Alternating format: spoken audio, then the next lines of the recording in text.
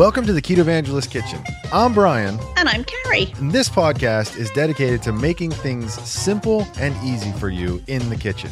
Carrie Brown is a classically trained, world-class chef who has a passion for creating ketogenic recipes that taste better than anything you've ever experienced.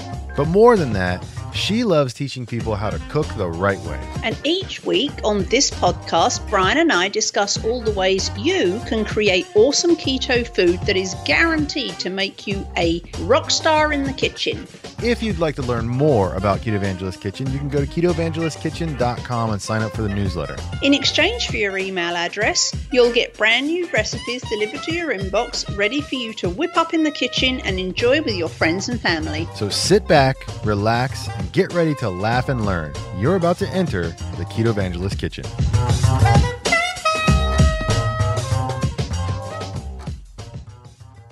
Hey, welcome everybody again to another episode of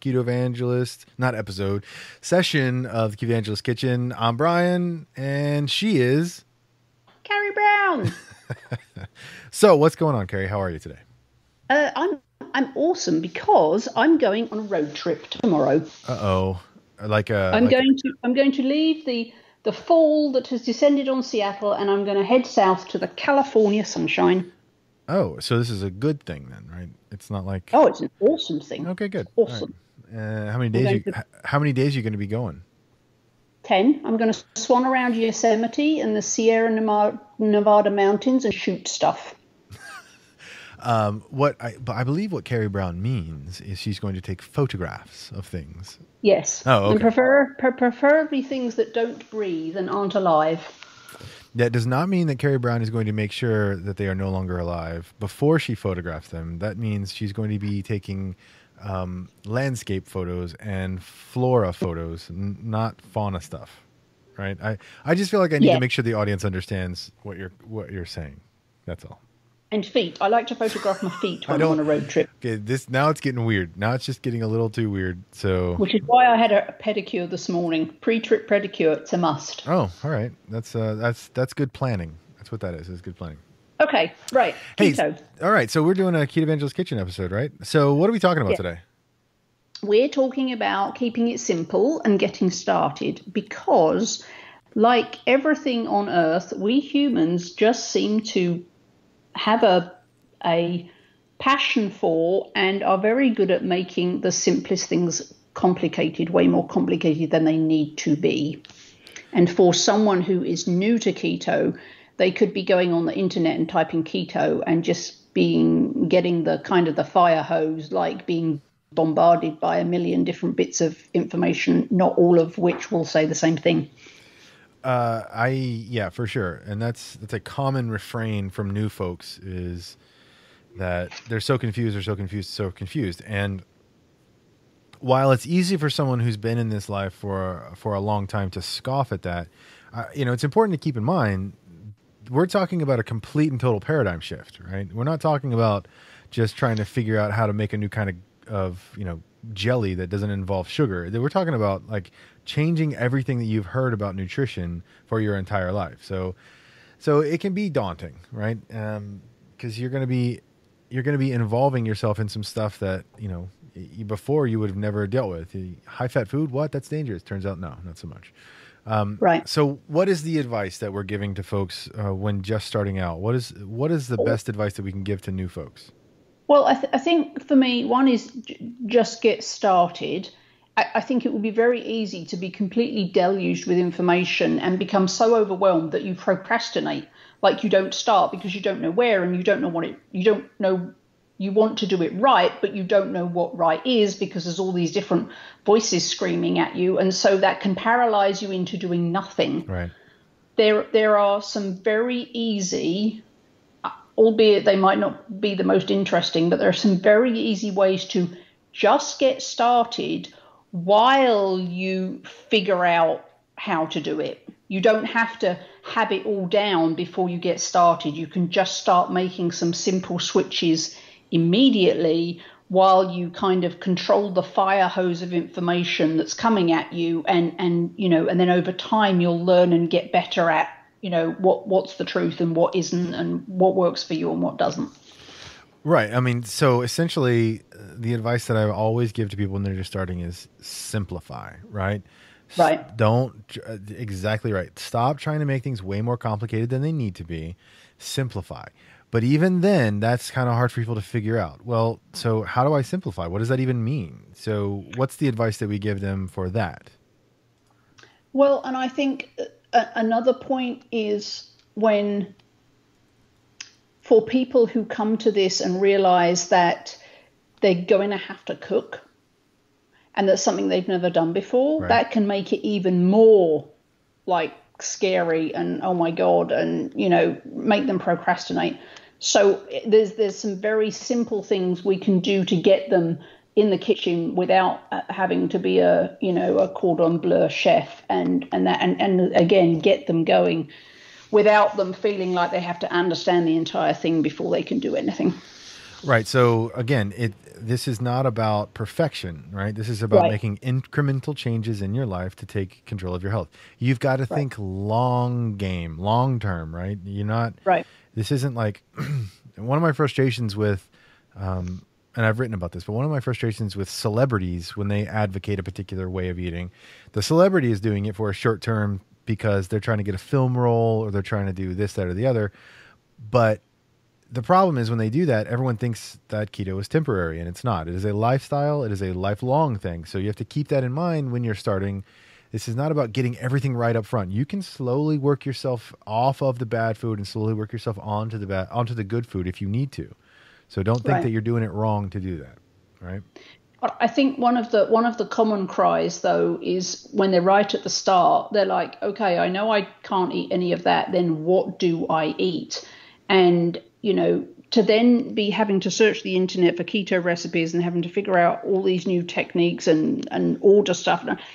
Yes, you can get to that if that's your thing and you want to make the keto versions of regular foods, great, but to get started, you can get keto like immediately. And this might sound kind of really basic and dumb, but when and I'm a chef, Right. but when I went keto, when I went to keto for my brain because I had bipolar 2 disorder.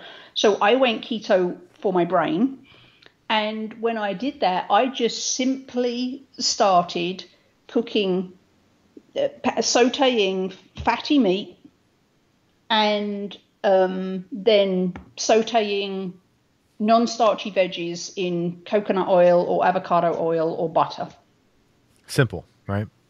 So simple. And I was in ketosis like the next day. I mean, it was immediate.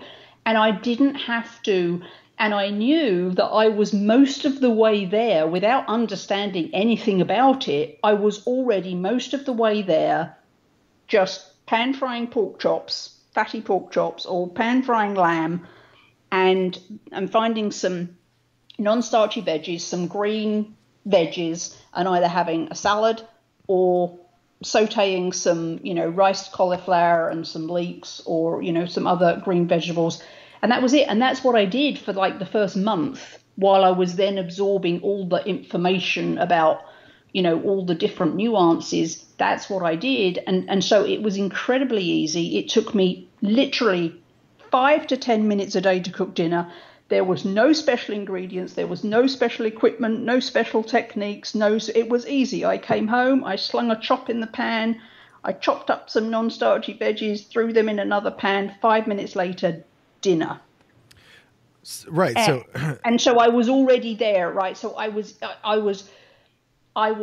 flying the plane as I was building it, and that's my point. Is don't wait until the plane's built before you start to fly it. You can do it. It may not be for people who love food and who love cooking. That might get boring after a while to just have, your pan fried fatty meat and a shovel full of vegetables or salad. Then you can start branching out, but don't wait to get started. Just keep it simple. right. And so my personal example of how I started it, is I basically did something very similar. I grabbed some ground beef, shaped them into hamburger patties, cooked them up, put something on them that was keto friendly. It could be guacamole, could be, even avocado slices, cheese, or I would make a cream sauce and pour it over it, or cheese sauce, whatever, pour it over it. And that was that, right? So, I mean, it does not, when you start to cook things using real ingredients, you start to realize how easy cooking can actually be. It's not that hard. It's not that complicated. Right. And also, you realize how easy it is to make something that tastes good for you. Right. Part of the problem with low-fat fare is you have to add a lot of stuff to it because the fat's where the flavor is for the most part. Right. So when you've got a high-fat meal, chances are it's going to taste pretty good. It's gonna those flavors are gonna come out, right? So, and even simpler is Costco, for example. Certainly in the US, go to Costco, get their Kirkland turkey burgers and their Kirkland salmon burgers. If you look on the ingredients, there's nothing in them, right? Except turkey and salmon and a few herbs. They are fantastic. I think the salmon burger is some crazy thing like 30 grams, or the turkey burgers are like 30 grams of protein in one burger. Right. And then, add some a salad with a big dolloping of healthy fat on it in a dressing, or, pan fry yourself some non-starchy veggies in butter or coconut oil, and you're done. And that's super easy. And of course, that's also a very cheap way to do it. So you don't have to figure out how to do this thing or stock the fridge with all this weird stuff. You don't have to do any of that to get going. Well, you don't have to do any of that ever. Right. But a lot of people would get bored with doing what I'm suggesting as, an everyday thing. But at least you can get started and know you're on the right track right there. And then you can branch out, and then you can start learning the nuances, and then you can start getting creative in the kitchen. But to get going, if you just eat eggs, fatty meat, and some leafy greens, and add some fat, some healthy fat, so avocado oil, coconut oil, you're good. Start there. Right, and that right there, that'll last you, right? Yep. I think the most, I think every successful keto person that I've talked to who's been keto for a long time, and they cannot ever see themselves eating another way, and this is their lifestyle now. Every one of them has done exactly what you just described. They made a decision and they kept it simple in the beginning, and they can add to it as they get more comfortable with it, right? Because it's already a big enough change. You don't have to overcomplicate this. So when you are making that change, and this goes for people who have been keto for a while, but they're starting to feel that way too. There's nothing wrong with simplifying down a little bit, right? And, kind of getting back to your roots, as it were. Right. And, and there's no, I sometimes get there from reading other food blogs. I kind of get this sense that particularly for women, there's this kind of they feel this duty to come home and do this gourmet meal. And it's like, you seriously can have a fantastically awesome keto dinner in 5 minutes. And I do it every night, so I know that it's perfectly possible. Right. And it's real delicious food. You don't have to come home if you're not using, packet convenience food or, microwave dinners. It's actually easier and a lot quicker for me to do a keto meal with my fatty lamb chop and my sauteed leeks than it is for me to sling some convenience food in the oven or the microwave.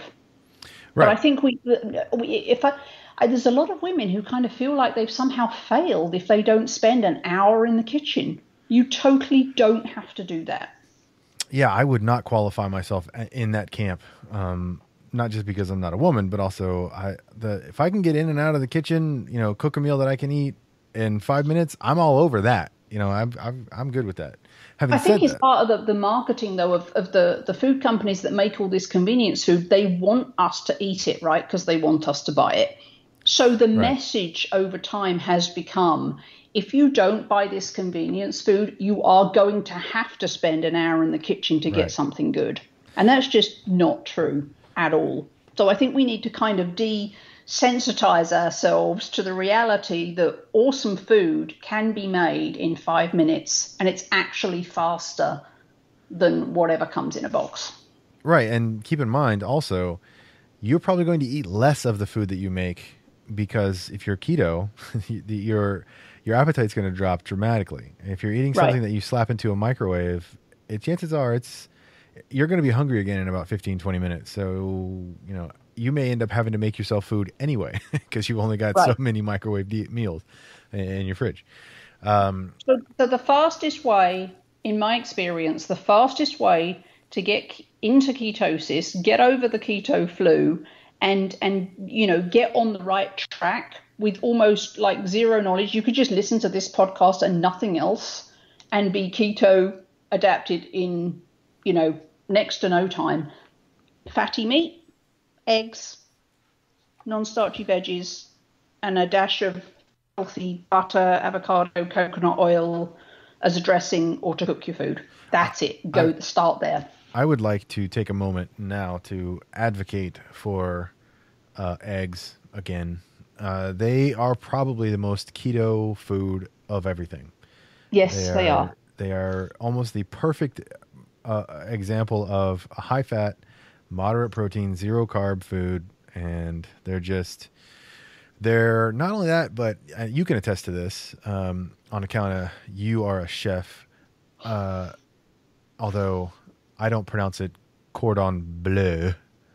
So that's because you're a heathen. I can't help that. I don't know if I'm qualified to talk about food if I can't pronounce that. Anyway, so eggs are versatile, right? They're super, super versatile. And when you're just starting out, finding different ways to get eggs in your food is a really quick and easy way to add a little bit of pop to your food, right? Right, and there, if you're looking for a lunch and you're going, okay, well, that's all my dinner's solved without me having to search the internet every night for something to make or a recipe, and you don't have to do any of that because you've got your fatty meat and your pan of veggies. Lunch is easy. Either make a crustless quiche with eggs and whatever, bacon, cottage cheese, vegetables you like in it, bake it in the oven. There are some recipes on my blog. I cut it up, take it for lunch. Delicious. Or even if that's too much at the start, too overwhelming, hard-boiled eggs. Oh yeah, perfect snacks.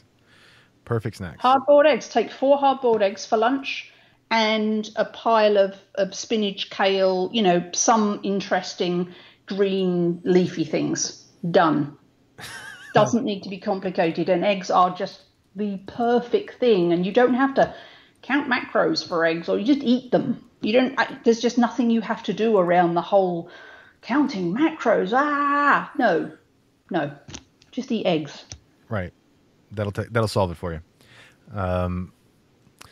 All right. And then of course, if you're doing the intermittent fasting, if you're doing 2 meals a day, which I find it actually hard to eat 3 meals a day now because I'm fat adapted, and so I'll have lunch at 12, and then I'll have dinner, and then I won't eat again until 12 the next day. And you'll attest to this, is because you don't get hungry anymore when you're keto adapted. And so that might sound weird to new people, but you seriously will lose your appetite. So you only have to solve for 2 meals, and I've just solved them for you. Right. And I want to make sure everyone understands. It's okay if you don't have an appetite. That's not a bad thing, right? So people freak out like, I'm not hungry. That's a good thing. That means your body doesn't need food right now. So just, enjoy. And don't eat because the clock says you should. If you're not hungry, don't eat, and be okay with that. Yes, exactly. Okay. So any other parting shots or final thoughts on starting off, keeping it simple, best ideas for that? Stop reading stuff on the internet, apart from Brian's blog. And my blog. I did not pay her to say that. Yes, you want to take a look at Ketovangelist and take a look at carriebrown.com. She's Carrie knows about a thing or two about food, so you should check out her stuff if you haven't already.